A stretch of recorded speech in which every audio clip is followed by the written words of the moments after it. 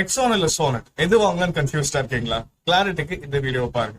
Interior fit and ஃபினிஷ்ல sonnet அடிச்சுக்கவே முடியாது. Back ஸ்பேஸ்ல Nexon spacious and கம்ஃபர்டபுளா இருக்கு. பட் ப்ராக்டிகாலிட்டி அண்ட் ஃபீச்சர்ஸ்ல சோனட் தான் பெட்டரா இருக்கு.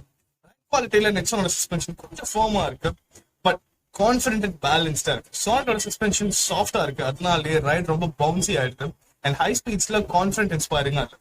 ஸ்டேரிங்னு பார்த்துட்டா சோனட்டோட நெக்ஸானை விட ரொம்ப லைட் அண்ட் ஈஸியா இருக்கு.